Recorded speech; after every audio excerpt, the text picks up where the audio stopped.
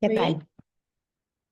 Muy buenas noches, estimados participantes. Les doy una cálida bienvenida a Beloyer. Soy Amileta Mayo y hoy tengo el placer de presentarles una sesión más del Diplomado de Derecho Societario Moderno con el tema Sostenibilidad y Responsabilidad Social Corporativa, que será desarrollado por la distinguida doctora Isabela Monsante, quien es abogada por la Pontificia Universidad Católica del Perú, cuenta con experiencia en derecho corporativo, financiero, fusiones y adquisiciones, y también cuenta con experiencia de 4 años en la docencia como maestra de escuela y otros 4 como asistente de docencia universitaria. Muy bien, estimados participantes que nos acompañan aquí a través del aula virtual y de la plataforma de Zoom, otra vez de las redes sociales a través de la transmisión en vivo, se les recuerda que pueden realizar sus preguntas durante la sesión, las cuales podrán ser atendidas por la doctora en el momento que mejor disponga. Finalmente, estimada doctora, estamos muy honrados por contar con su presencia el día de hoy y le agradecemos que haya aceptado nuestra invitación. Por otro lado, le cedo el uso de la palabra para que pueda iniciar con su presentación de hoy.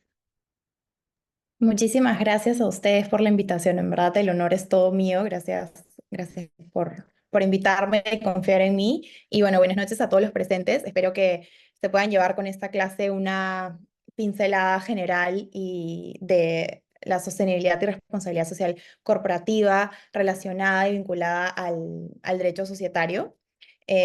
Como dijo acá mi colega, si es que tienen alguna pregunta, siéntanse libres de repente como para no hacer tantas interrupciones, ponerlas en el chat y las voy contestando, o si no, al final de la ponencia también podemos, de la clase podemos responder las preguntas sin ningún problema. Si no alcanza tiempo, creo que mi ponencia está un poquito larga.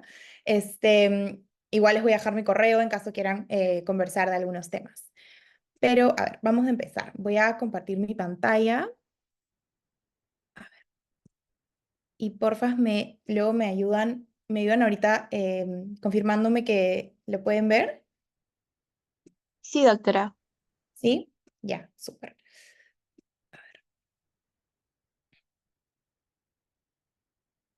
Bueno, el día de hoy vamos a conversar y les voy a contar un poco sobre la sostenibilidad y la responsabilidad social empresarial desde el foco del derecho societario y también un poco desde los negocios, porque recordemos que el derecho societario tiene todo mucho que ver con el mundo empresarial, o sea, se vincula con ramas como las finanzas, la contabilidad, la administración del negocio, etcétera. Entonces, todo lo que tiene que ver con una empresa, la cadena de suministros, y hay que tener muy presente esos temas para poderlo entender, ¿no? Entonces, en este caso vamos a hablar sobre qué rol tiene la sostenibilidad o qué papel juega este concepto de la sostenibilidad y la responsabilidad social empresarial en el derecho societario. De hecho, un tema con bastante acogida en los últimos años y muy presente también en el día a día, y creo que Perú viene teniendo un rol importante, pero tenemos un gran camino por delante, ¿no? En estos temas. Así que está muy bueno que hayan dado un espacio en este diplomado para profundizar sobre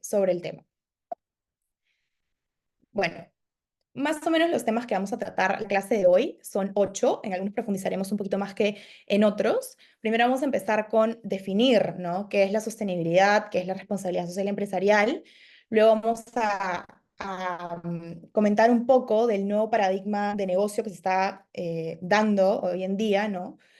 Y vamos a luego entrar un poquito más al derecho societario duro o a la teoría del derecho societario, y vamos a explorar las distintas teorías que existen que explican el interés social, y vamos a ver qué relevancia tiene el interés social con la sostenibilidad y la responsabilidad social empresarial. Vamos a profundizar también, bueno, profundizar sobre uno de los temas de los ASG, de los famosos criterios ESG, que es la gobernanza. Luego vamos a ver el rol del directorio en la responsabilidad social empresarial, un poquito del código de buen gobierno corporativo en tanto los reportes de sostenibilidad que tienen que hacer las empresas listadas en la bolsa de valores. También vamos a ver, esto sí va a ser más rápido, los estándares nacionales e internacionales, las ciertas directrices que tenemos, y por último vamos a presentar a las sociedades BIC. Entonces he tratado como de poner muchísimos temas en una sola clase para que más o menos ustedes se lleven, como dije, una pincelada del tema, ¿no? Y de todo lo que tenga que ver. Claramente, seguramente habrá muchos más temas que no podemos tocar acá, pero creo que he puesto lo importante y lo relevante en tanto al derecho societario. Ahora quiero no sé si es que se animan a poner en el chat de repente para hacerlo un poquito más rápido, ¿qué ustedes entienden por sostenibilidad? No sé si puedo ver el chat por acá, sí.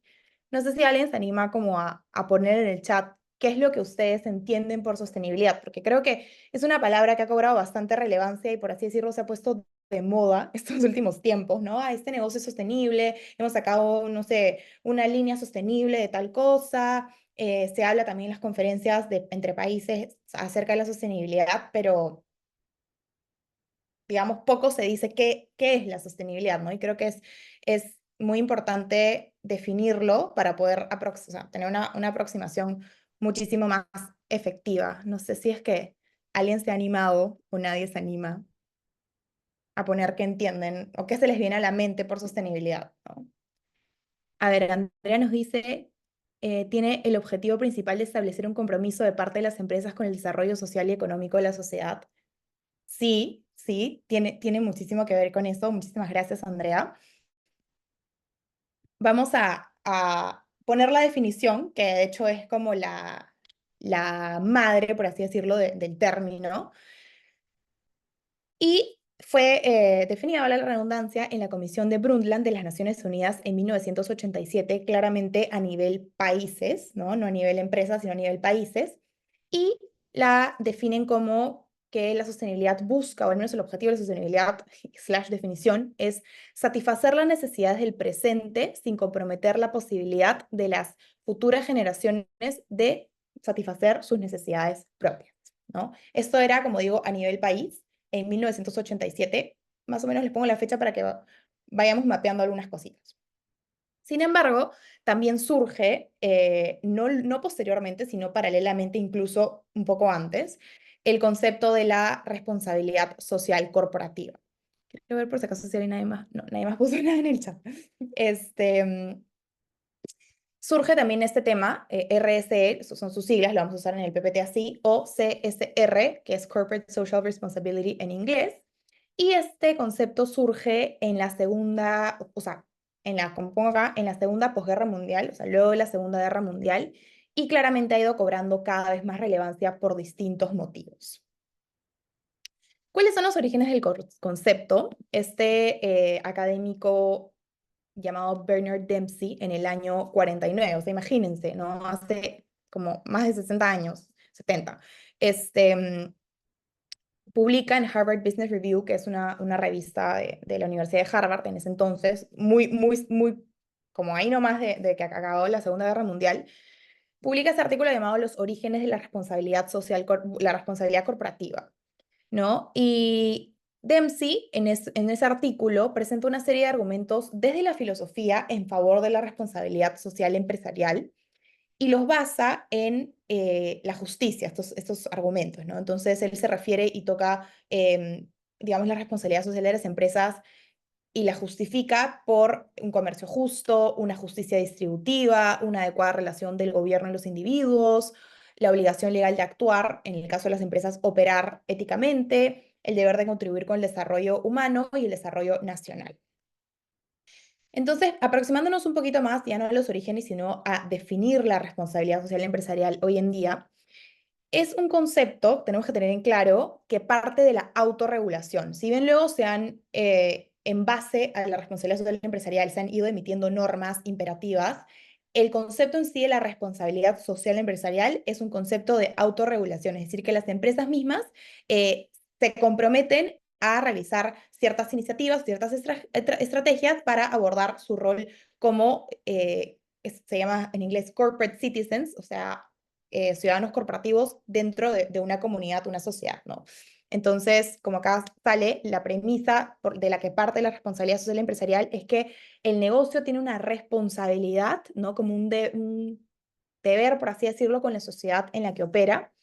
Y cómo se manifiesta la responsabilidad social empresarial mediante iniciativas o estrategias que son comunicadas también mediante reportes de sostenibilidad internos, ¿no? A nivel, digamos, de empleados o la gente que trabaja en la corporación, o también externos que pueden ser o obligatorios o voluntarios también, que vamos a ver eso más adelante en los reportes de sostenibilidad del buen gobierno corporativo. Acá les pongo una cita de David Koch, del 2003, que él es bueno, era, junto con su hermano, el fundador de Koch Industries, un multimillonario. De hecho, él fue director, o bueno, cofundador de este conglomerado empresarial y era el conglomerado empresarial de las empresas privadas. Privadas, no es, en Estados Unidos no se dice privado a las empresas que no listan en bolsa, ¿no? Acá en Perú decimos privadas las empresas que son de los particulares y a las públicas, acá decimos del Estado y ellas son públicas que son listadas. Entonces, me gustó mucho la definición que él da y es que dice lo siguiente, ¿no? A menudo les pregunto a los estudiantes, él enseñaba en maestría, en un MBA, si saben cuál es el propósito de un negocio. Les digo que su propósito, el del negocio, es servir a los ciudadanos y a las personas, a todos nosotros. Los fundadores de nuestros países, eso es los founding fathers, que son los, digamos, fundadores como los padres patrióticos, ¿no? Los liberadores, lo que vendría a ser, no sé, acá para nosotros en Perú, San Martín y Bolívar, ¿no? Los fundadores de nuestros países sabían que necesitábamos servicios, bienes, alimentos y ropa, y decidieron crear un sistema en el que las personas asumieran riesgos, invirtieran dinero y compitieran para satisfacer estas necesidades. Los fundadores no querían que solo sean unas pocas personas que vivieran en prosperidad. Su visión era un sistema que sirviera a todas las personas, no solo a los accionistas o a la gestión. Sabían que los gobiernos necesitaban ingresos por impuestos y que las empresas y los individuos deben poder pagar estos impuestos. La historia muestra que este sistema empresarial es el más productivo del mundo, produciendo el nivel de vida más alto. No sé si a alguien se le viene a la mente sobre qué sistema está hablando David Koch. No sé si alguien, o sea, qué sistema está hablando, ¿no? ¿Qué sistema económico, por así decirlo, está hablando? David Koch, como dije, es de Estados Unidos. No sé si a alguien se le viene a la mente, a ver, en el chat, para hacer un poquito más dinámica la clase y no solo un monólogo.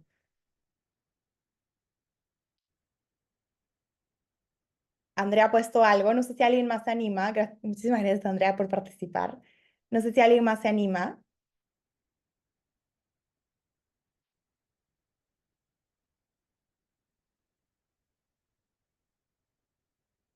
¿Nadie más? Ya. Sí, exactamente, Andrea. Bueno, en Perú sería lo que es una economía social de mercado, perfecto. Y bueno, en general, ¿no? Poniéndolo más, porque la economía social de mercado pertenece al sistema económico en el que vivimos, que es el capitalismo. Entonces se está refiriendo al capitalismo y al rol que tienen las empresas en una economía capitalista, y gracias, Andrea, por precisarlo, en una economía social de mercado, es decir, el rol del Estado en una economía social de mercado como en la que tenemos nosotros constitucionalmente es un rol subsidiario. Entonces, las empresas abastecen necesidades, muchas veces primarias, y tienen una responsabilidad, ¿no? con la sociedad y el actuar, porque el Estado simplemente tiene un rol subsidiario. Y bueno, acá tenemos la pirámide de la responsabilidad social empresarial, que la explica muy bien este autor. Primero tenemos las responsabilidades económicas de una empresa, ¿no? Y como lo definía Friedman, Milton Friedman, digamos, la responsabilidad principal de una empresa es ser rentable y generar utilidades, porque si no, vas y constituyes una asociación, una fundación, te dedicas a la filantropía, ¿no? O sea, nadie puede negar que el fin principal de una empresa, cuando uno hace una sociedad, es para generar rentas y ser rentable, ¿no? Ahora, luego están las responsabilidades legales, ¿no? Las normas imperativas que como empresa tienes que cumplir, que si es que no cumples, te va a caer una sanción, ¿no? Sea una sanción de distinto tipo, ¿no? Ahora tenemos la responsabilidad penal administrativa, o, perdón, de la persona jurídica, responsabilidad administrativa, responsabilidad incluso civil, o con multas, de todo tipo. Luego, y acá va la responsabilidad social empresarial, están las responsabilidades éticas, ethical responsibilities, ¿no? Que ya no necesariamente tienes que cumplir lo que está en la ley, sino ir un paso más allá, ¿no? A la hora de operar éticamente. Y arriba, yo considero que eso no es la responsabilidad social empresarial digamos, operar sosteniblemente. Lo de arriba es las responsabilidades filantrópicas, y es que más que todo son las actividades que realiza la empresa no necesariamente en su giro de negocio, en sus operaciones del día a día, sino imaginemos, no sé, les pongo un ejemplo, la empresa organiza una campaña de vacunación gratis y no sé, la empresa es de ropa, imagínense, pero organiza una campaña de vacunación gratis para personas de la tercera edad a fin de año, ¿no? Pero eso para mí no es responsabilidad social empresarial porque responsabilidad social empresarial es actuar éticamente, ¿no? Mientras uno opera, o al menos eso ha ido migrando a la concepción que ahora tenemos de hacer negocio y ser negocios sostenibles. Ahorita, si les está como un poquito confuso, ahorita, conforme vayamos yendo con la exposición, se les va a aclarar muchísimo más. Igual, acuérdense, si tienen preguntas, las pueden hacer. Entonces acá es a lo que me refería con el nuevo paradigma de negocio. Y esta palabra en inglés, la he puesto en inglés porque creo que sí es importante que se familiaricen con los términos en inglés, porque a veces, no sé, leemos bibliografía de otros países. Por ejemplo, yo, para investigar mucho sobre estos temas, ¿no? Yo he usado mucha bibliografía de Estados Unidos, predominantemente, entonces como creo que es bueno familiarizarse con los temas también en inglés. Y es este término llamado stakeholder capitalism, ¿no? Stakeholder es, por así decirlo, se puede usar como de diferentes maneras en el inglés, está como acreedor, pero en este contexto se usa para definir a los grupos de interés. Entonces, es un capitalismo de los grupos de interés de la empresa, ¿no? ¿Y qué son los grupos de interés? Friedman, es bien gracioso porque hay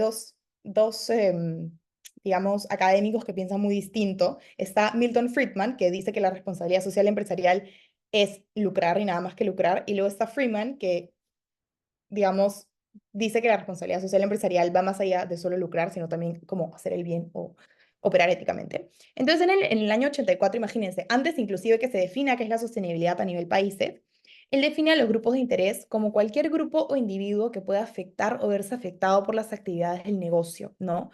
Y pueden ser estos clientes, proveedores, empleados, financistas, la comunidad y por supuesto, ahí no le he puesto, creo que me olvidé, pero por supuesto que los accionistas también forman parte de los, o sea, son shareholders, pero en realidad ellos también tienen toda o la mayor, digamos, se ven mayormente afectados en lo que le pasa al negocio, ¿no? Entonces, el stakeholder capitalism refiere a un modelo de crear valor y evitar fracasos morales. Se busca crear un valor compartido y hacer el bien a la par de ser rentables, ¿no? Por eso le decía, no es solamente filantropía de, ok, ya, no sé, imagínense, una empresa de petróleo, derramo todo el Amazonas de petróleo, pero a fin de año, no sé, hago una campaña de, no sé, cerrar la brecha de falta de calcio en los niños. ¿No? Entonces, como, oye, por un lado, tus operaciones son cero sostenibles, son cero éticas, y por el otro lado te estás limpiando las manos con hacer una vez al año algún tipo de filantropía, ¿no? Entonces, este es el nuevo como paradigma de negocio de operar éticamente. ¿Y a qué me refiero con evitar fracasos morales? ¿O a qué se refieren Harrison, Bose y Phillips para evitar fracasos morales? Es que, bueno, existen, para entender esto un poquito, dos tipos de negocio, y esto me acuerdo que lo conversaba muchísimo y lo aprendí. Justo ahora me fui a Washington, a la American University, a llevar un curso de esto, y lo poníamos en dos categorías, ¿no? El B2C, o sea, Business to Consumer, y el B2C es Business to Consumer, son los consumidores los que fiscalizan a la empresa en su actuar ético. Y eso es importante porque, claro, es el Estado o los organismos reguladores los que fiscalizan a las empresas cuando incumplen alguna norma. Pero ¿qué pasa si o sea, una empresa está actuando, está cumpliendo todas las normas, pero a veces, ¿no? Lamentablemente, los abogados pueden como un poquito que sacarle la vuelta a la norma y luego no actuar, o sea, que hacer que la empresa no actúe éticamente, como para desviarse un poco las regulaciones. Y muchas veces, o sea, no todas las regulaciones son para que las empresas actúen éticamente y no todas las regulaciones abarcan todos los aspectos éticos en cómo las empresas pueden operar, ¿no? Entonces, ¿quién fiscaliza? Los consumidores o también, y esto impacta mucho en las acciones, ¿no? O sea, las empresas listadas, ¿no? Mayormente son las más afectadas cuando pasan estas cosas porque sus acciones bajan, ¿no? O sea, hay un escándalo de algo, no sé, derrame de petróleo, acoso sexual, de un CEO a alguien, millones de cosas, ¿no? Se destapa que la cadena de suministro eran personas que les pagaban, no sé, un sol al día por hacer las telas. Entonces se destapan estos escándalos, las acciones bajan porque claramente los consumidores fiscalizan. Pero, ¿qué pasa con esas empresas que son B2B, o sea, business to business, ¿no? Negocio a negocio. Por ejemplo, siempre pongo este ejemplo de una embotelladora botella, o sea, de gaseosa, ¿no? ¿Quién? O sea, yo no sé bien qué empresas embotelladoras existen en el mercado. La verdad que si pasa A o B en empresa embotelladora, yo probablemente no me doy ni enterada. Tal vez ni siquiera aparece en gestión porque no es algo que la gente esté muy pendiente. Versus, no sé, lo que pasa en Apple o lo que pasa en Google o lo que pasa, no sé, hasta en alguna minera, ¿no? Y eso que minera es business to business, pero están un poquito más expuestas porque tiene más fiscalización por ONG sobre todo, o el periodismo. Entonces, ¿qué pasa con estas empresas? ¿Cómo las fiscalizan? Ahora las están fiscalizando mediante la cadena de suministro. La Unión Europea, por ejemplo, ha sacado en el año 2021 unos lineamientos para una cadena de suministro responsable.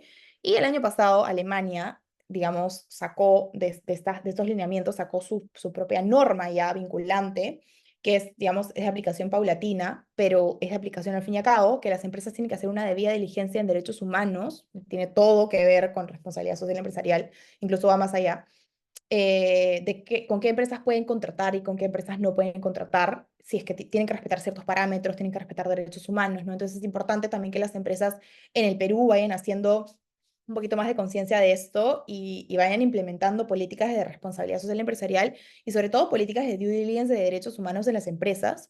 Nosotros tenemos una economía altamente informal, por supuesto, y ahí hay tengo una propuesta al respecto. Bueno, ese es otro tema. ¿Cómo es que hacemos con estas empresas informales? Pero lo que quería decir es que acá tenemos que ponernos un poco las pilas para hacer empresas competitivas, porque va a llegar el día que Alemania venga y quiera contratar con alguien de acá, por ejemplo, la industria textil, que es una industria muy potente acá en el país, y es como, que voy a contratar contigo, pero oye, no sé, no le estás pagando a tus trabajadores lo que deberías pagarle o no estás respetando ciertos derechos humanos. Entonces, se fiscaliza mediante la cadena de suministro. Y bueno, está esa frase o famosas siglas en el mundo de la RC, que son las PPP, que es, ay, creo que mi internet está fallando. Mejor voy a compartir pantalla, perdón, internet, porque me sale que mi conexión es inestable. Entonces creo que mejor comparto. Fácil se desconecta un segundo, pero ahí regreso.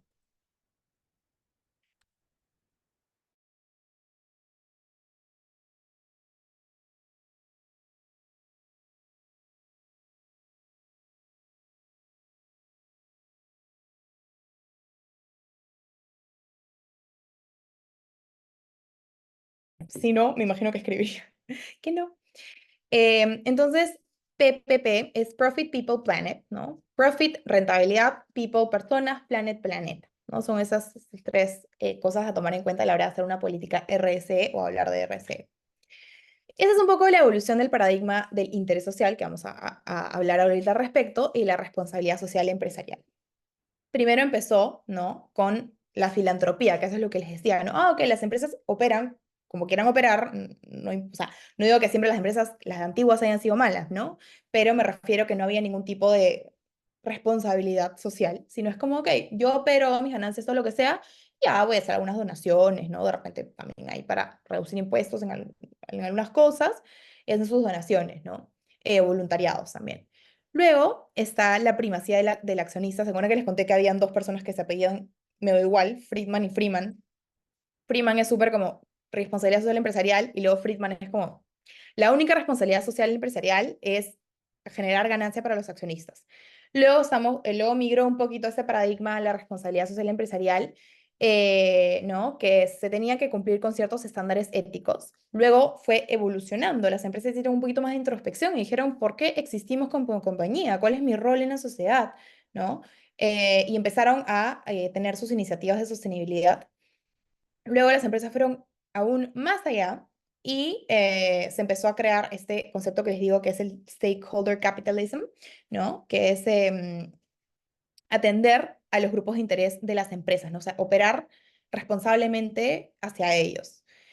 Y por último está este actual o hacia donde estamos apuntando el día de hoy con las sociedades en el mundo en general, y Perú está ahí dando la hora también, tratando de al menos con las empresas grandes, es que las compañías pueden hacer, o sea, pueden ser perfectamente rentables y al mismo tiempo hacer el bien, ¿no? Incluso se ha demostrado que en ciertos aspectos, haciendo el bien, eres inclusive más rentable, ¿no? Y sobre todo ahora que, como les digo, o sea, este ejemplo de la cadena de suministro es uno de los ejemplos de los cuales, de alguna manera, eh, los grupos de poder, sea el gobierno, sea, o sea, bueno, el Estado, o sea, por ejemplo, los índices, o las bolsas de valores, ¿no? O los organismos, entidades reguladoras, pueden como ejercer presión hacia una responsabilidad social empresarial o un mundo sostenible, ¿no? Por ejemplo, las bolsas de otros países incentivan a que de repente private equities, ¿no?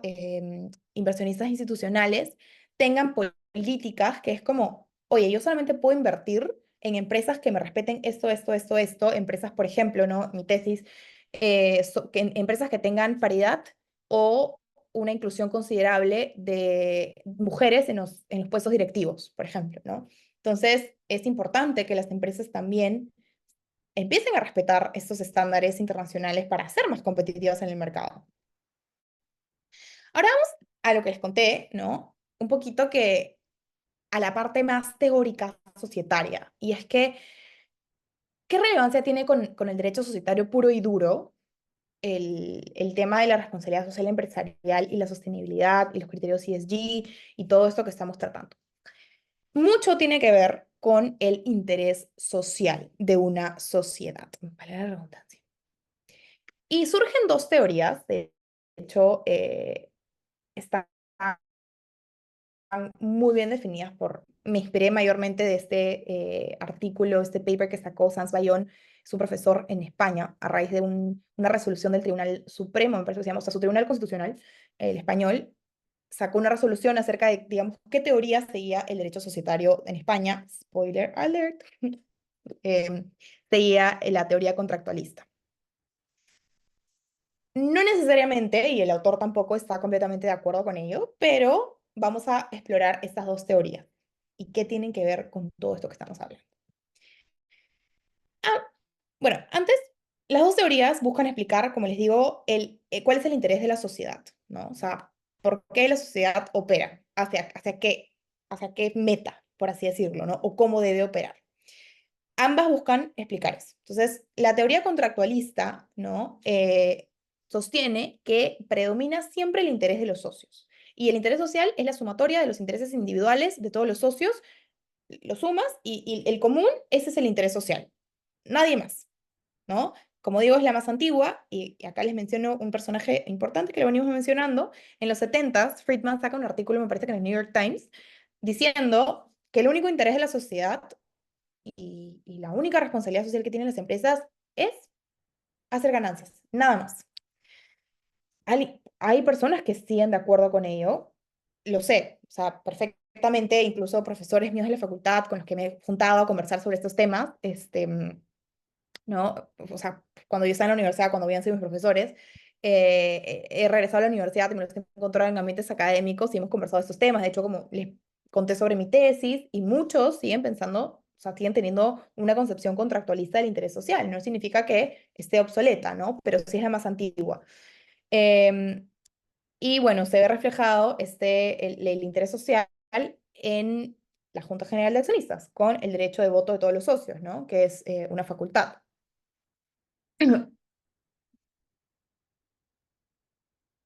Y bueno, esa es más o menos la teoría contractualista, es la sumatoria de intereses, el interés común de todos los socios, ¿no? Porque claramente no es el interés no se supone que debería ser como el interés de un solo socio, sino de todos, y el común, ese es el interés social, nadie más.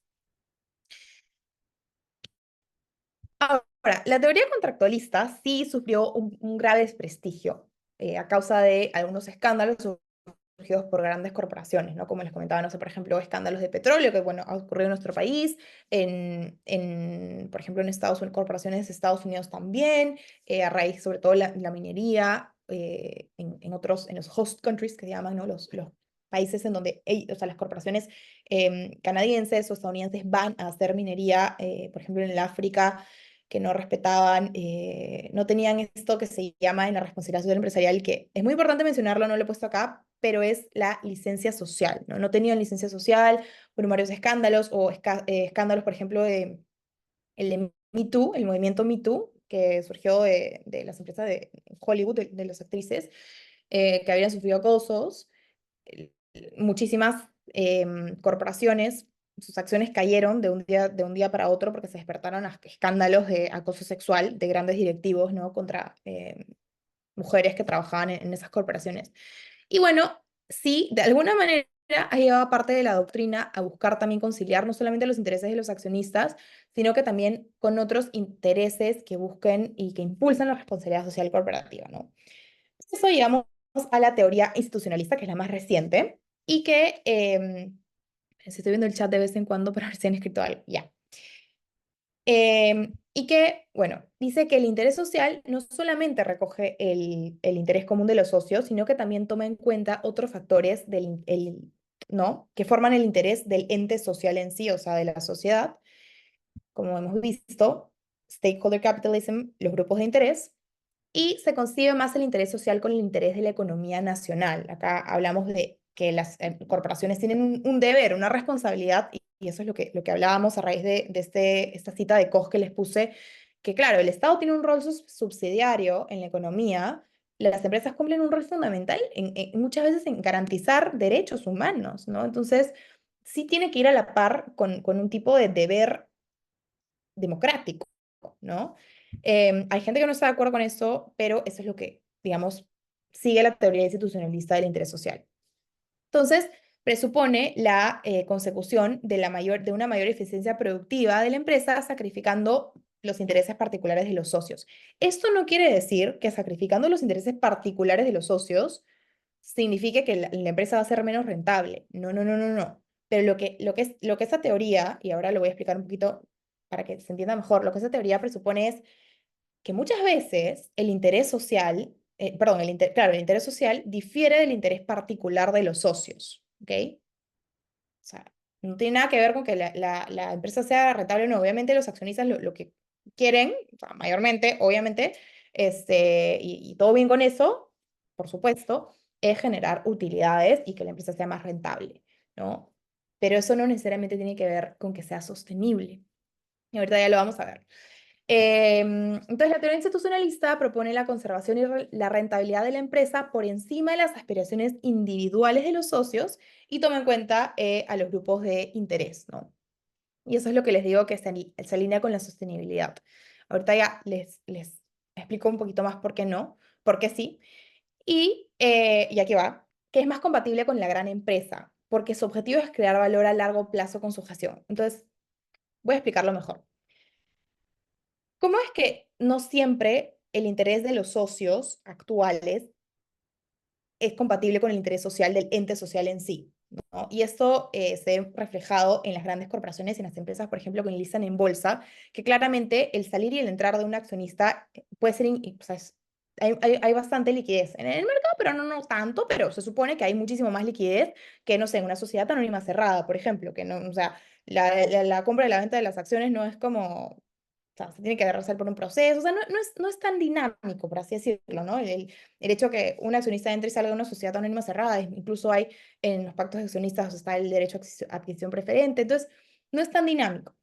Entonces, ¿cuándo no es necesariamente compatible? ¿No? Imaginemos que es una empresa, una petrolera, y puede ser que el interés de los accionistas, ¿no? En ese momento sea generar la mayor rentabilidad posible y cobrar sus utilidades porque van a repartir utilidades en ese año contable. Entonces, ¿sabes qué? No importa cómo actuemos éticamente, no, imaginemos, ¿no? Ponemos en casos extremos. No importa si actuamos éticamente, queremos las utilidades a fin de año, lo que sea, los destapes que no actuamos éticamente y si eventualmente hay un derrame de petróleo, no importa porque igual voy a vender mis acciones y me voy a salir. ¿No? Entonces ahí va el rol del directorio que vamos a ver ahorita. No necesariamente es compatible ese interés de los accionistas con el interés del ente social, ¿no? No es sostenible. O sea, ellos se van a ir de la sociedad, van a vender, o imagínense un private equity, o sea, venden sus acciones y obtienen ¿no? Sus ganancias, pero que importa lo que pase con la sociedad el día de mañana, ya el que compre las acciones o el que sea mayoritario en el siguiente, cuando lo vendamos, ya es su problema, ¿no? Entonces, ahí es como que quería explicar cuando es que no necesariamente coincide el interés de los accionistas con el interés del ente social. Y la nueva corriente, que justamente, como les comentó Sanz Bayón, la pone en su paper, es la teoría de la teoría mixta del interés social, que abarca ciertamente aspectos de la teoría contractualista y la teoría institucionalista, ¿no?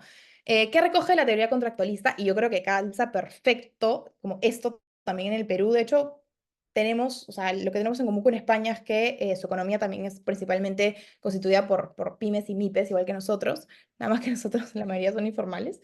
Pero bueno, entonces la teoría contractualista logra explicar mejor el interés social de las sociedades en donde el accionista no tenga mecanismos de salida rápidos, lo que les acabo de explicar, ¿no? Como por ejemplo las sociedades anónimas cerradas, y donde también hay un elemento fortísimo del intuito persona, ¿no? O sea, en una sociedad anónima cerrada con 5 accionistas, imagínense, la mayoría de también nuestra economía latinoamericana y las sociedades latinoamericanas, la mayoría son familiares, incluso las listadas en bolsa. em, o sea, la sociedad es igual a la familia, literalmente los intereses casi que son uno, ¿no? Entonces ahí se aplica la teoría contractualista. ¿Y qué aspectos tenemos de la teoría institucionalista? Es que logra explicar mejor el interés social detrás de una gran sociedad anónima cerrada. Entonces yo sí coincido con Sanz Bayón en el que la teoría sí, o sea, no hay que descartar la contractualista porque aplica para nuestras pymes y nuestras MIPES, que no tienen tampoco tanto impacto en la sociedad, ¿no? O sea, digamos, no le vas a decir a una MIPE, oye, ¿sabes qué? ¿Cuál es su responsabilidad social corporativa? O sea, deberías hacerlo, pero atendamos a la realidad peruana, ¿no? Oye, ponte a hacer responsabilidad, o sea, actuar sobre los estándares que deberías actuar. O sea, con las justas acá las empresas se pueden formalizar y cumplir con ese estándar legal para que no les caiga como alguna sanción. Con las justas tienen eso, ¿qué les vamos a pedir todavía que hagan? O sea, que tengan como, no sé, una política de debida diligencia de derechos humanos, que lo deberían hacer, incluso debería haber políticas que se promueva eso, por parte también del Estado, de repente alguna ayuda, pero no vamos a estarles exigiendo, pues, o sea, hay que atender también a nuestra economía, ¿no? Entonces, la institucionalista sí va mucho con las empresas grandes y que consigue que estas empresas listadas en bolsa tienen un gran impacto en la sociedad, ¿no? Imaginemos, perdón, supongamos y pongámonos a pensar, las entidades bancarias, por ejemplo, ¿no? Como digo, acá prima el intuito, o sea, el capital, el intuito pecunia, nunca supe cómo pronunciar eso, creo que es pecunia. Bueno, se busca la rentabilidad de las acciones como activo financiero, ¿no? Que, por ejemplo, que no hay un escándalo y las acciones se vayan al suelo. Se busca este aspecto de la sostenibilidad de la corporación a largo plazo y suele darse en accionariados más diluidos, ¿no? Porque ya no es, como les dije, ¿no? En una sociedad anónima cerrada, que es una pyme acá familiar, el interés propio de los accionistas va a ser, seguramente coincidirá con el del interés social de la sociedad, pero no es lo mismo en los accionariados más diluidos. Acá hay una cita de este autor que les estoy mencionando. La sociedad abierta, ¿no? Digamos, su base propietaria no suele tener un interés específico en la participación política. Supedita el control de la sociedad a criterios de orden publicista, dada la concurrencia de múltiples intereses en su seno, tanto el de los accionistas de control como el de la economía nacional, atendida a la dimensión de la empresa, su fuerza laboral, el mercado en el que opere, etc. ¿No? Entonces, no es lo mismo, como digo, podemos separar y adoptar aspectos de las dos teorías para explicar el interés social de diferentes tipos de empresas, porque las sociedades, o sea, no vas a comparar, como digo, una MIPE, una microempresa con, no sé, una entidad bancaria listada en bolsa, ¿no?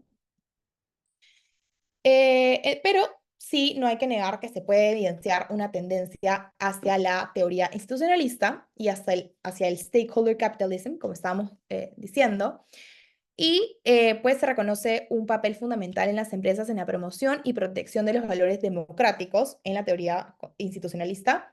Y el adoptar prácticas, evidentemente, de responsabilidad social empresarial, las empresas pueden contribuir de manera significativa al fortalecimiento de la democracia, ¿no? Pensemos, no sé, en las empresas mineras. Muchas veces las empresas mineras hacen el rol del Estado porque operan en comunidades tan alejadas y abandonadas por nuestro gobierno, por los gobiernos y por nuestro Estado, que muchas veces son las empresas mineras las que les proveen las necesidades básicas de la población, porque el Estado no lo puede hacer. Entonces quieren ganarse esto que le digo, la licencia social. Pero claro, la minera puede tener, esto ocurrió, de hecho hay un tema me parece que es de Shell, si no me equivoco, que esta petrolera en Asia, me parece, en Asia no, o en África, no lo tengo muy presente, pero en un país, digamos, en desarrollo, operaron y tenían la licencia legal, ¿no? Todas sus licencias en orden, pero no tenían licencia social.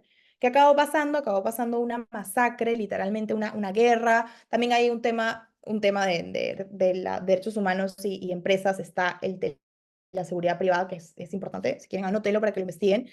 Em, lamentablemente se perdieron muchas vidas porque no tenían licencia social, hubo muchos conflictos. Entonces, es importante tomar en cuenta esto que les digo de la licencia social. Ahora veamos este órgano societario, que es el directorio, ¿no? ¿Cuál es la relevancia del directorio con la responsabilidad social empresarial, ¿no? Primero, empecemos definiendo un poco el directorio, más que definiendo qué rol cumple en general en las sociedades, ¿no? En nuestra legislación, las sociedades anónimas cerradas no tienen directorio, recién a partir de las sociedades anónimas ordinarias se tiene directorio, pero el porcentaje de sociedades anónimas que tienen directorio en verdad es bien bajo, y bueno, las sociedades anónimas abiertas sí tienen que tener directorio. Y bueno, en la teoría institucionalista, ¿no? El directorio es el órgano principal por el cual se manifiesta el interés social. En la teoría contractualista, ¿cuál sería? No sé si alguien está atento o sabe. Si en la teoría institucionalista el directorio es el que manifiesta el interés social, ¿cuál sería el órgano en el que se manifiesta el interés social desde la teoría contractualista?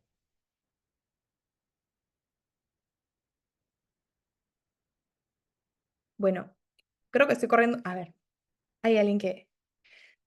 Sí, exacto, la Junta General de Accionistas. Muy bien, sí están atentos. Exacto, perfecto, sí, los accionistas, la Junta. Ujú. Em, no es ajeno al interés de los accionistas, siquiera en la teoría institucionalista. ¿Por qué? Porque nuestra LGS adopta un sistema de voto acumulativo que cada acción tiene derecho a tantos votos como directores deban elegirse, y eso trata de representar, digamos, como más posible o lo que más se pueda representar el interés de los accionistas en los directorios, y trata de darle un poquito más de poder a las minorías. ¿Qué rol tiene entonces el directorio? Los directores son representantes leales de la sociedad, tienen facultades de gestión y de representación, y son los encargados de dirigir y fiscalizar el plan de negocio de la sociedad, y el órgano de administración el encargado de ejecutarlo, ¿no? Entonces acá tenemos el plan del negocio de la sociedad. ¿Le suena algo? Pues sí, ahí es donde se pone qué política de responsabilidad social empresarial van a tener las empresas, ¿no? Y esto sí no es muy facultativo que digamos, porque ya vamos a ver en un ratito, las empresas tienen que llenar reportes de sostenibilidad. Entonces, las empresas listadas. Entonces, como que muy facultativo no es.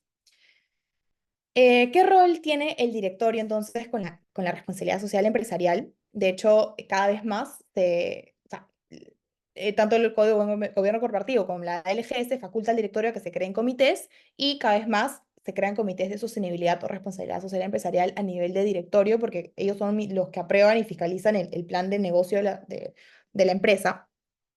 Y en el Código de Buen Gobierno Corporativo, que no es vinculante, el Código de Buen Gobierno Corporativo, sino son directrices que creó y lanzó la SMB ya hace muchísimas décadas y se va actualizando. De hecho, el último es del 2013, si no me equivoco. Sí. Las funciones del directorio es aprobar y dirigir la estrategia corporativa de la sociedad, controlar y supervisar la gestión, supervisar las prácticas de buen gobierno corporativo, evaluar los riesgos de la sociedad, tanto externos como internos, riesgos financieros y reputacionales, y ahí también, ¿no? Legales también. Ahí entra la responsabilidad social empresarial. Entonces, donde vemos materializada la responsabilidad social empresarial a nivel interno es en el directorio, ¿no? Claramente el tema de operar sosteniblemente y la RSE, justo me reuní con una señora que ve estos temas a nivel de entidades bancarias, y me comentaba lo importante que es que todos tus colaboradores estén al tanto de la RSE y la sostenibilidad que tiene tu negocio, porque no solamente lo puedes tener a nivel directivo, o sea, todos los colaboradores, desde la persona que menos gana o, no sé, una persona que no, de repente, no está todos los días en el negocio, ¿no? Hasta las empresas tercerizadas, de repente, tienen que ser conscientes que todos cooperan a la sostenibilidad y a la RC de la empresa. Ahora vienen los criterios, los famosos criterios ASG o criterios ESG. Ahora sí creo que me voy a tener que apurar un poquito porque creo que estoy un poco con la hora, pero creo que me quedan 15 minutos todavía. Esos criterios que se han puesto como muy de moda, porque no sé, se han vuelto como un poco mainstream, por así decirlo. No sé qué tan sostenibles sean esos criterios a largo plazo. Yo creo que detrás de esos criterios están dos conceptos que van a persistir y han persistido por siempre, que son la RSE y los derechos humanos. Pero se ven poco que materializados o conceptualizados en los criterios ASG o ESG en inglés. Es A de ambiente, S de sociedad y G de gobernanza, y en inglés ESG, Environment, Social and Governance. Aquí preparé un esquema, ¿no? Con ejemplos de los temas que involucran ESG, calentamiento global, biodiversidad, el greenwashing, que es un tema bastante importante en la RC también. En el aspecto social, ahí tienes la explotación laboral que puedas tener, por ejemplo, en tu cadena de suministro, privacidad de datos personales, los derechos humanos, qué impacto tienes tú en la sociedad o en las comunidades. No pensemos en empresas mineras, por ejemplo. Em, Governance es el gobierno corporativo dentro de una empresa, ¿no? Equidad de género en tus puestos directivos. Ética empresarial a la hora de tú no solamente como operar hacia afuera, sino puertas de dentro también, y tus políticas de anticorrupción o compliance, ¿no? Y el tema de governance entra muchísimo que ver acá con el derecho corporativo, ¿no? Y acá resalto, ¿no? De nuevo la equidad de género, la ética empresarial y la anticorrupción o compliance. Em, el Código de Buen Gobierno Corporativo en el año 2016, de hecho, como os pongo acá, en el año 2013 se publicó la última versión de este código. Yo creo que está un poco desactualizada y sé que hay esfuerzos de la SMB por, si bien se modifican algunos anexos, tengo entendido que no se ha modificado como el código en sí desde entonces. Creo que del 2013 al 2024 han habido muchísimos cambios en el mercado y habría que cambiar este código. Si bien, como digo, no es vinculante, sí es una directriz importante, son directrices importantísimas para las empresas, ¿no? En el año 2016, la SMD publicó una resolución que modificaban los anexos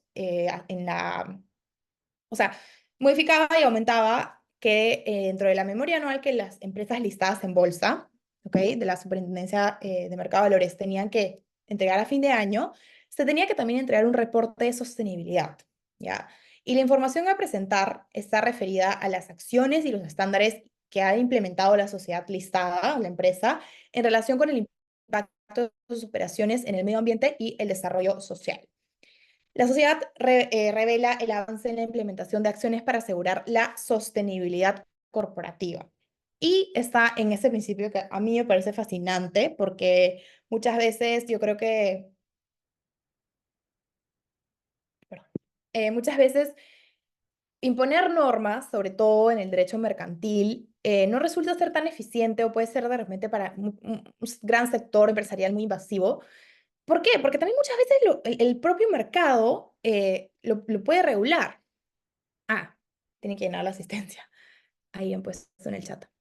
Muchas veces el propio mercado lo regula, ¿no? O sea, no sé, por ejemplo, este principio de cumplir o explicar, también que lo desarrollo en mi tesis sobre las cuotas de género, por ejemplo. Es un tema muy actual, muy importante, y tomo como ejemplo el índice de Nasdaq, que es un índice de acciones y donde se listan empresas. O sea, es un índice en Estados Unidos, ¿no? Y el índice, para tú poder pertenecer como sociedad ahí, necesitas cumplir con un cierto porcentaje de diversidad en tu directorio de las empresas. Si no lo cumples, no es que te van a expulsar del índice, no es que vas a tener que pagar como que algún tipo de sanción o penalidad, no. Simplemente tú, como empresa, dices, por si acaso tengo 100% hombres en mi directorio, pero esta es la razón, ¿no? Si no lo cumples, tienes que explicar. Entonces, Nasdaq o en general, ahora la SMB también en este reporte de sostenibilidad, lo que hace es, oye, te damos lineamientos para que tú como empresa, ¿no? Los cumplas. Y si no los cumples, si quieres no los cumplas, pero al menos explica por qué. O sea, explícanos a nosotros como SMB y al mercado, ¿por qué no los estás cumpliendo? Y a la hora de hacer eso, de alguna manera, también generas una introspección, por así decirlo, en las empresas de, oye, qué tenemos 100% de directores hombres y no tenemos ni una mujer? ¿O por qué? Y acá es algo que quiero como resaltar, ¿no? En el tema de governance, de ESG está governance, que es el gobierno, gobernanza corporativa. El tema de las mujeres, ¿ok? En las empresas. Uno de los puntos del reporte de sostenibilidad es cuántas mujeres hay en tu empresa, ¿ok? En tu sociedad, en la corporación, cuántas colaboradoras mujeres hay. Entonces, claro, muchas empresas dicen, ah, tenemos equidad de género, por si acaso, ¿no? Frente al mercado, a los inversionistas institucionales, oigan, tenemos equidad de género, tenemos inclusive 60% mujeres y 40% hombres. A ver, ¿cuántos tienes en posiciones de directivas o de gerentes? Ah, 1%, ¿no? Entonces, algo que, por ejemplo, yo creo que está un poco obsoleto es el punto en el que en el reporte de sostenibilidad figura cuántas personas, o sea, cuántas mujeres tú tienes en tu empresa, ¿no? Debería de repente agregarse cuántas mujeres tienes en tu directorio. De hecho, hay una iniciativa de Women CEO y la misma SMB también para llegar al 30% en el 2030. Tarea difícil, pero siempre con esperanzas. Ahora, ya un poquito más rápido, vamos a ver los instrumentos nacionales e internacionales que existen en tanto la responsabilidad social empresarial, pero sobre todo a nivel de derechos humanos y negocio o derechos humanos y empresa. Como digo, ¿no? O sea, derechos humanos es algo mucho más, no quiero decir que vinculante o imperativo, pero es más fuerte, ¿no? Que responsabilidad social empresarial. O sea, tú como empresa puedes no tener o no sé, concretizar, o estar muy comprometida con el respeto de, perdón, con la responsabilidad social empresarial, pero sí o sí tienes que respetar los derechos humanos porque tienes que respetarlos, ¿no? Allá es otra cosa promocionar los derechos humanos, ¿no? Que bienvenido sea, y muchas veces lo hacen. Em, Justo me han escrito en el chat. Muchas veces lo hacen, no solamente respetar, sino también promocionar los derechos humanos. Em, pero bueno, acá ahora les voy a mostrar los instrumentos nacionales e internacionales, pero primero tengo una pregunta en el chat. ¿Por qué eso no se deja al mercado o competitividad de quienes deben ocupar el cargo directivo?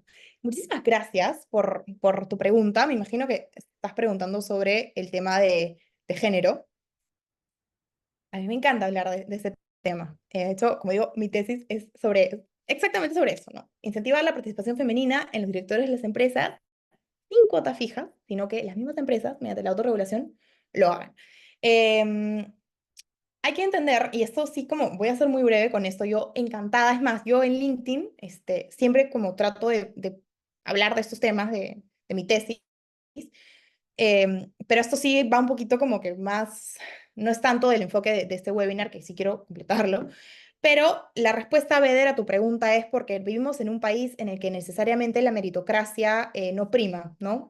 Por diferentes motivos, porque vivimos en un país lamentablemente con muchos sesgos racistas, con muchos sesgos clasistas y por supuesto muchos sesgos machistas. Y vivimos también en una sociedad en la que estructuralmente se le discrimina a la mujer. Entonces, por eso es que yo opino que no se debe dejar enteramente al mercado hacerlo. Ahora, no estoy diciendo que se tengan que poner cuotas fijas del Estado, pero estoy diciendo que, que de repente adoptar políticas de autorregulación. Eh, Brian, coincido. ¿Algo más?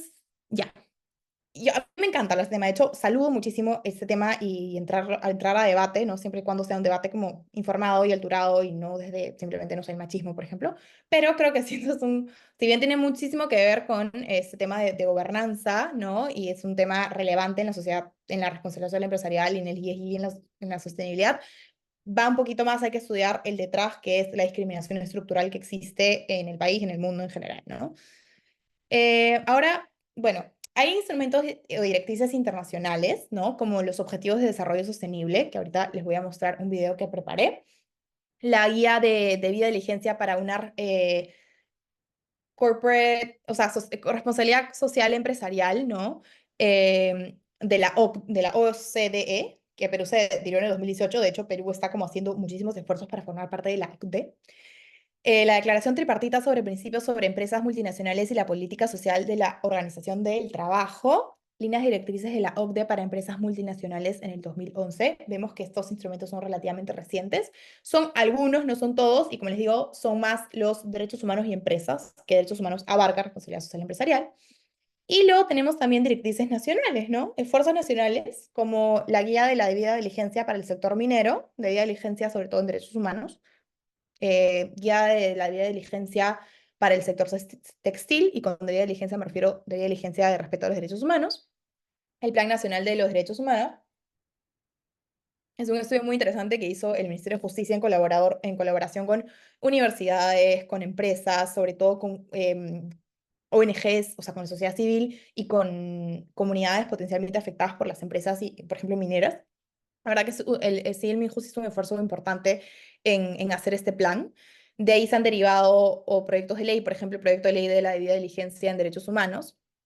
Pero bueno, y otros estándares, por ejemplo, la Comisión Interamericana de Derechos Humanos publicó este informe, ¿no? De estándares interamericanos de empresas y derechos humanos. Y hay una guía para el sector empresarial peruano sobre empresas y derechos humanos, elaborado por la CONFIEC y el Pacto Global en el 2019. Y acá brevemente les quiero mostrar el video que preparé de Cometa, que justamente es una iniciativa que yo he creado. A ver, ¿lo pueden ver? O sea, ¿pueden ver? ¿Me pueden decir si pueden ver el video?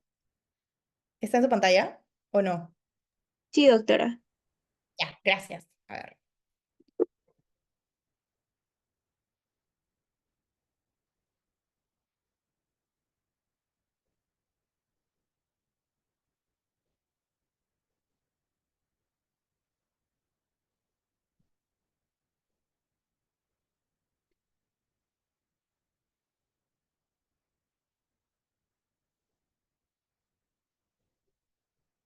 Disculpe, doctora, no se logra escuchar.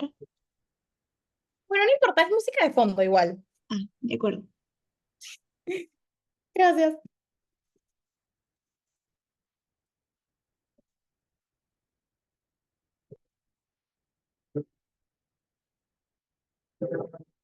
¿Cuáles son los objetivos de desarrollo sostenible que ha publicado las Naciones Unidas?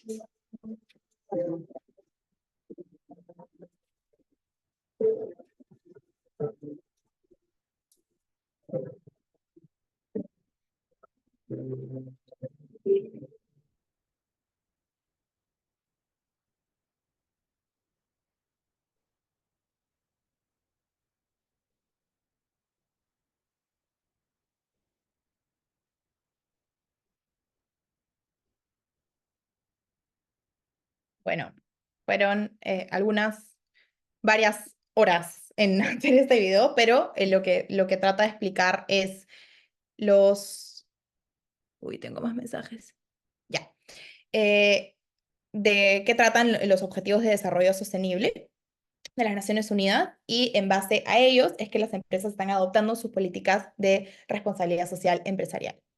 Ay, ¿por qué? Ok. Y para finalizar, como les dije al inicio, voy a presentar las sociedades BIC, pero no las vamos a desarrollar porque es otro tema aparte. Las sociedades BIC, les cuento, nacieron a raíz de dos cosas. Uno, inspiradas en las sociedades B o B, ¿cómo es? B Enterprises, B Companies de los Estados Unidos, y a raíz de una tesis universitaria de un alumno exalumno de la Universidad de Lima, que luego se fue a Harvard. Un capo creó este proyecto de ley, que luego fue aprobado en el Congreso ya hace unos años, en el anterior Congreso. Se propuso las sociedades BIC, primero, antes que nada, por si acaso, y es importante saber porque al inicio, me acuerdo cuando yo estaba en la universidad, salió este proyecto de ley cuando yo estaba en la universidad, dije, que crea una nueva forma societaria, ¿no? Tenemos las sociedades anónimas cerradas, las sociedades anónimas abiertas, la sociedad anónima ordinaria, y ahora tenemos las sociedades BIC. No, por favor, bajo ningún concepto piensen que las sociedades BIC es una forma societaria. Las sociedades BIC, digámoslo así, es una etiqueta adicional a cualquier forma de sociedad anónima regulada por la LGS. Entonces, ¿qué dice? ¿Cuál es la definición que la misma ley brinda? La sociedad de beneficio e interés colectivo, las sociedades BIC, ¿ok? Es una persona jurídica societaria constituida válidamente bajo alguno de los tipos societarios previstos en la Ley General de Sociedades, que se obliga por su propia voluntad a generar un impacto positivo, integrando a su actividad económica la consecución del propósito de beneficio social y ambiental. Entonces, a ver, o sea, este es como un poquito una crítica, o sea, crítica, digamos, un aporte mío, digamos, comentarios que tengo que hacer al respecto. Creo que esta iniciativa es increíble, ¿no? Pero de repente que no todas las empresas la están adoptando, porque sí para, o sea, uno calificar como, o sea, una sociedad que califique como sociedad big, sí necesitas, a la par de hacer, o sea, digamos, perseguir tu objeto social, a la par tiene que ir que ese objeto social de alguna manera tenga que impactar positivamente en la sociedad, ¿me entienden? ¿Y a qué se diferencia esto con la RC? Tú puedes tener una fábrica de nuevo nuestras embotelladoras, ¿no? Embotelladoras de gaseosas, de botellas de gaseosas. Em, no necesariamente de repente se podrá constituir como una sociedad big porque precisamente no tienen un objetivo en el que vaya a impactar bien en o sea, positivamente en el medio ambiente o en la sociedad. Podrían hacerlo, sí, pero digamos, creo que eso es parte de lo que detiene un poco a las empresas a adoptar como las sociedades big, no porque no sea efectivo, no sea eficiente o no sea una gran idea, sino que, como digo, nuestra cultura de la RSE y la sostenibilidad en el Perú es muy incipiente y más que todo la tienen las empresas listadas, las empresas grandes, ¿no? Y por otro lado está la ley, está el reglamento, pero ¿cuáles son los incentivos, no? Creo que faltan muchos incentivos, de repente tributarios. Yo creo que el mercado sí podrías tener bastantes incentivos, por ejemplo, no sé, a la hora de que un private equity quiere invertir en una sociedad, de repente sus lineamientos en el extranjero es solamente puedes invertir en las sociedades big o vas a tener mayores beneficios si lo haces, ¿no? Entonces, creo que faltan incentivos, pero es un gran punto de partida para que podamos conciliar cada vez más el respeto y la promoción de los derechos humanos que involucra la RSE y hacer corporaciones más sostenibles en el país, es un gran avance, ¿no? Y bueno, eso fue todo. Fue en verdad un gusto para mí dictar esta clase el día de hoy. Espero que hayan llegado, yo sé que no he podido como profundizar absolutamente mucho, pero espero haber cumplido con lo que ustedes esperaban. Y en verdad, muchísimas gracias a Lawyer y bueno, a todos los participantes por estar acá, por invitarme, en verdad es un honor para mí.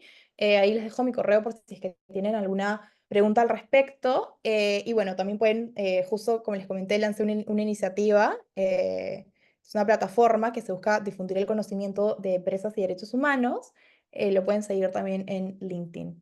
Y nada, es eso por hoy. No sé si es que tienen alguna pregunta de repente. Yo sé que creo que no queda mucho tiempo, pero de repente si es que es algo cortito, lo puedo responder, si no, con muchísimo gusto lo respondo en el correo, ¿no? Pero si es que quieren hacer una pregunta, estoy dispuesta, de repente algún comentario, no lo sé. Tampoco les quiero quitar tanto tiempo de su viernes, que seguramente después de una semana de trabajo están un poco cansados. Sí, bien, estimada doctora, muchísimas gracias. Estimados participantes, si tienen alguna duda, alguna pregunta, pueden hacer su manito y se les cederá el uso de la palabra, o en todo caso, también pueden dejar su pregunta o duda en la bandeja de chat. Con mucho gusto se les estará respondiendo. ¿Hay un participante? A ver. Víctor. Víctor,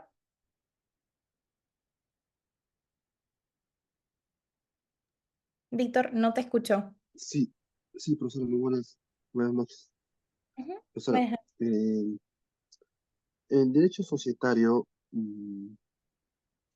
el- ¿cómo detectar que una empresa o descubrirle con el velo societario. ¿Perdón?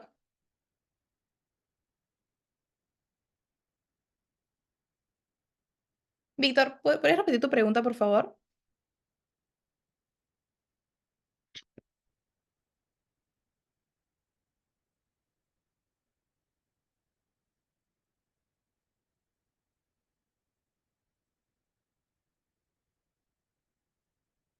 Bueno, no sé si es mi internet o qué. No sé si, Víctor, podrías repetir tu pregunta o de repente ponerla en el chat, pero no te logré escuchar.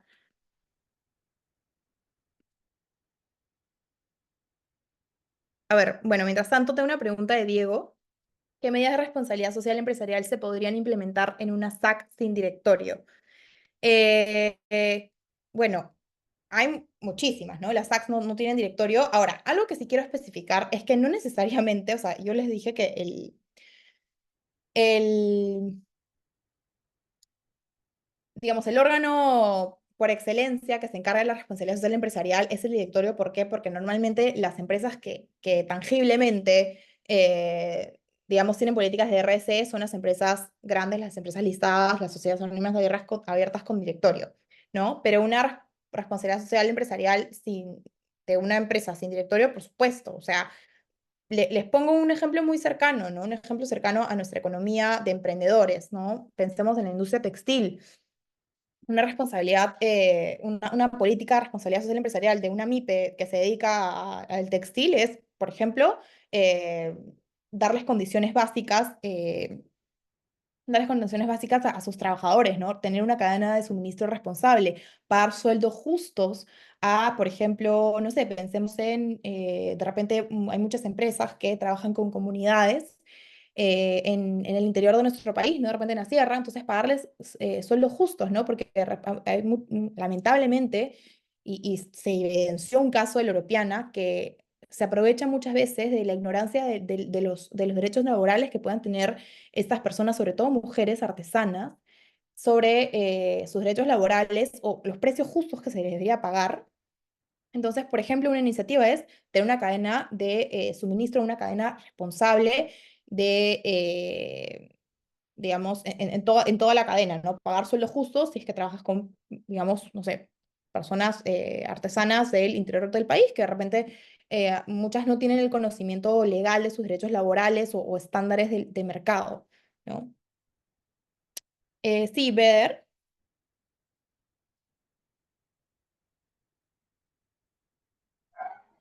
¿Cómo está, doctora? Buenas noches.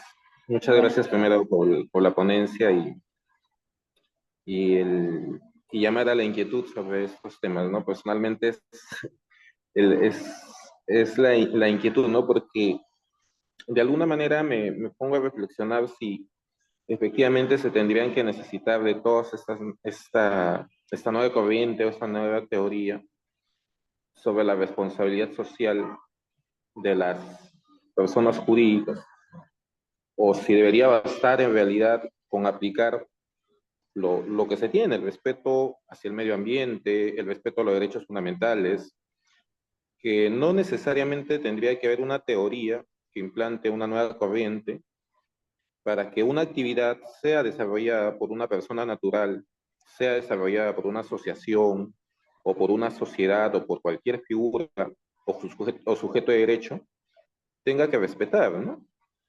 Este, partiendo de ahí, ¿no? Ahora, quizá no ha sido suficiente, por eso se tenga ahora que abogar por como una especie de descubrimiento, que en realidad es, entiendo, concretizar en el derecho societario algo fundamental, ¿no? Que es para que garantice el, en sí el derecho a la vida, los derechos fundamentales, a garantizar el medio ambiente, el derecho a los demás, los derechos laborales.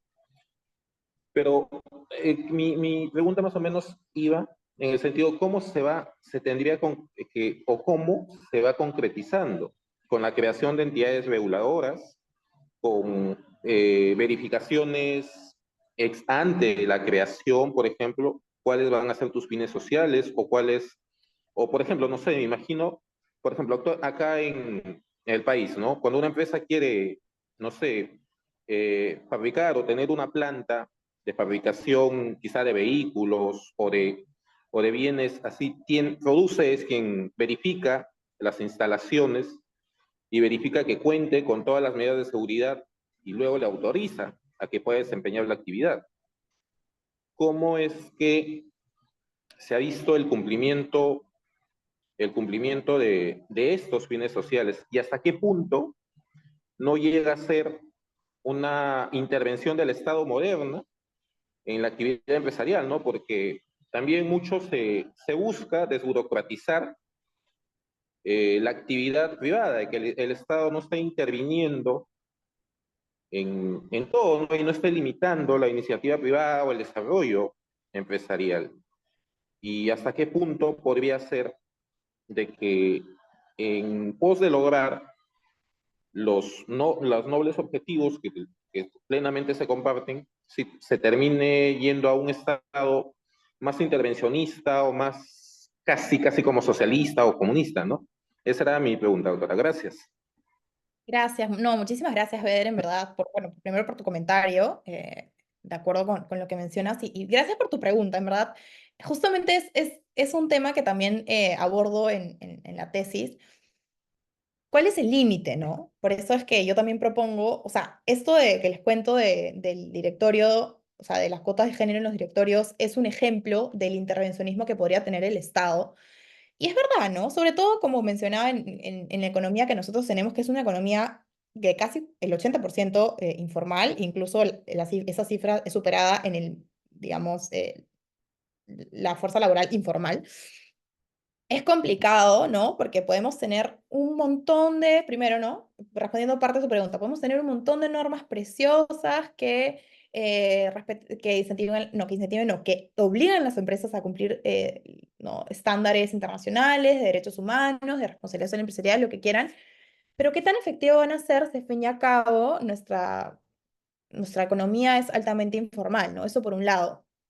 Por otro lado, este tema de cuál es el rol del Estado en esto. Recordemos que estamos en una economía social de mercado, ¿no? En una economía en la que las empresas, y como no solamente en Perú, sino el mismo David Koch lo mencionó, ¿no? O sea, estamos en una economía social de mercado en la que muchas empresas satisfacen necesidades que el Estado no satisface, ¿no? El Estado tiene un rol subsidiario. Entonces, las empresas sí tienen una responsabilidad en una democracia, en un Estado constitucional de derecho, de operar éticamente. Ahora, por otro lado, el tema de la regulación, como digo, el tema del laboral que mencionas, ¿no? Tú puedes tener, por ejemplo, tu política, o sea, las empresas pueden respetar los derechos humanos, pueden respetar la normativa, pero a veces la normativa no es suficiente, ¿no? Porque se puede maquillar con otros instrumentos legales. Veamos en el lado laboral, ¿no? Tú puedes tener en tus contratos, ¿no? Que los trabajadores van a trabajar, vale la redundancia, 8 horas por día, 48 horas semanales, que se le va a pagar las horas extra y eso. Pero realmente es así en la práctica, ¿no?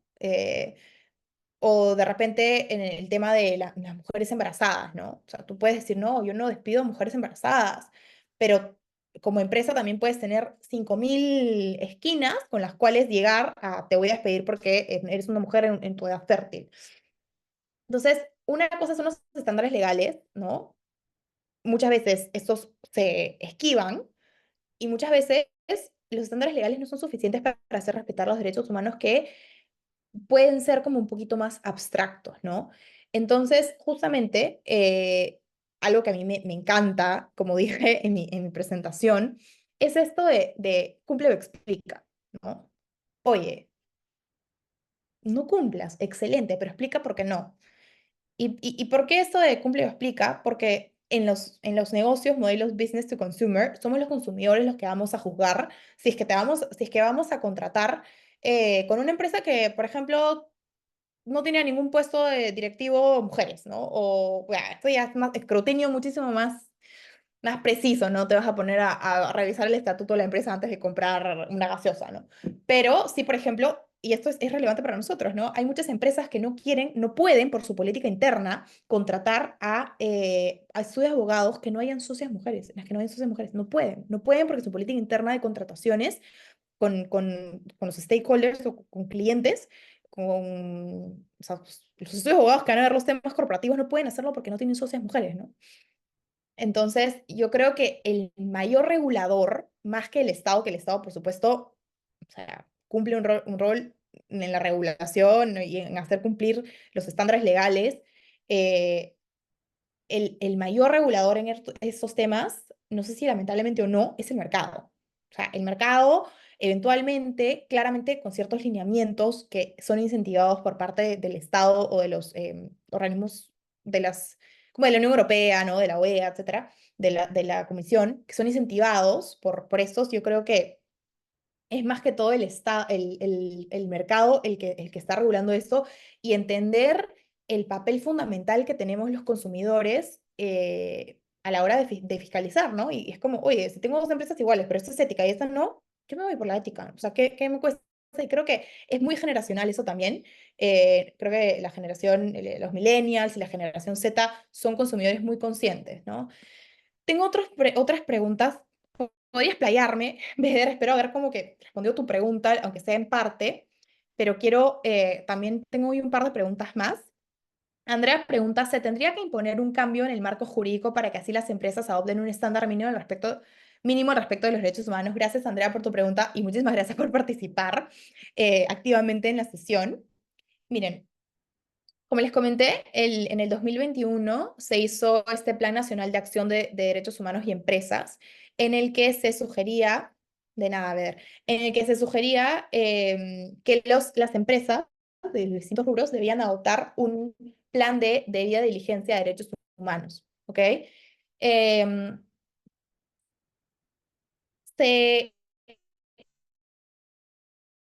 se hizo un proyecto de ley, ¿ok? De derechos humanos digamos, en el aspecto ambiental, sobre todo.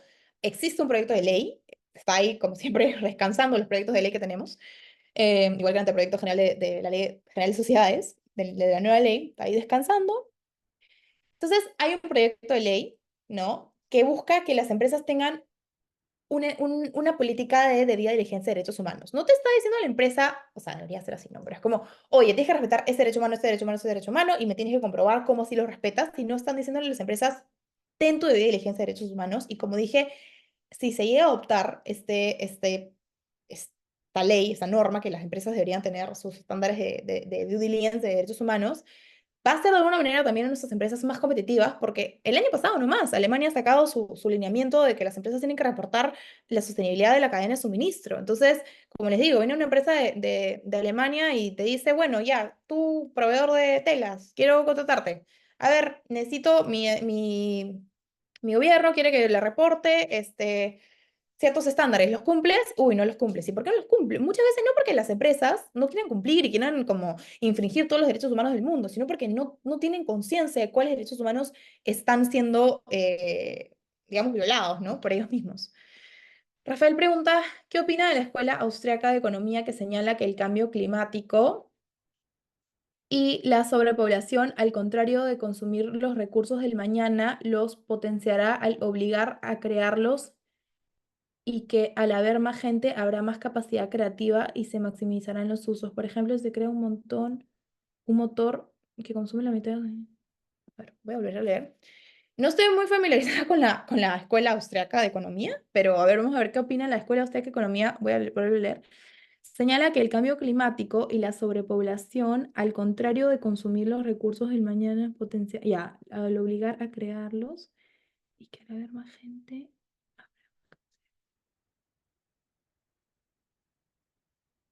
Claro, yo creo que ese es un tema un poquito más. Estoy muy, muy tentada a leer este nuevo libro de Noah Yuval Harari. Creo que va a hablar de esos temas. O sea, ciertamente, ¿no? Yo sí creo que la sobrepoblación bueno, yo creo que es algo natural, algo un poquito imposible de evitar, ¿no? Pero Yo creo que son preguntas más que todo filosóficas, en el sentido como que qué es lo que creemos que va a pasar en el futuro, si es que nuestra generación va a ser lo suficientemente consciente de, como tú dices, ¿no? De repente potenciar o ser más sostenible un futuro, porque claro, sí había un cambio generacional, o sea, en los, no sé, 70s, no estaba o en los 60s, nadie pensaba en el cambio climático, nadie lo hacía relevante, porque no era algo que esté tangible en ese momento. De repente sí había unas personas o algunos sectores de la sociedad civil que movilizaban estos temas, pero la mayoría en realidad no. ¿No? Porque no era algo que estaba presente. Entonces, ha habido un cambio generacional y cada vez más están habiendo personas que se preocupen por el medio ambiente, y no solamente desde la sociedad civil, sino también iniciativas estatales. Entonces, si es que quieres mi opinión, yo sí creo que es una respuesta más de que creo que es lo que va a pasar. Sí creo que está habiendo una evolución hacia la sostenibilidad, pero también recordemos, miremos nomás las elecciones de repente en Estados Unidos, ¿no? No todos los referentes políticos o los líderes políticos mundiales están como a favor del cambio de la protección al medio ambiente, ¿no? Entonces, si bien hay un progreso, también hay una gran resistencia. Entonces, creo que ese es un poco mi perspectiva. Tendría que leer un poquito más de repente de la escuela austriaca de economía, que para ser honesta no estoy familiarizada con ello, pero si quieres como mi opinión, esa es, ¿no? La que te acabo de dar. Y bueno, si no hay más preguntas, creo que esto sería todo, ¿no? Sí, estimada doctora, muchas gracias por absolver las preguntas y las dudas de cada uno de los participantes. De verdad les extendemos nuestra total gratitud por su participación en este diplomado. Su conocimiento y experiencia han sido bastante enriquecedoras para cada uno de los presentes el día de hoy. Y claro, esperamos contar con usted en futuros eventos académicos, doctora. Muchísimas gracias. Gracias, muchísimas gracias a ustedes y a todos los participantes. En verdad, todo el gusto y honor es mío. Gracias, hasta luego, que tengan una gran semana también y fin de semana.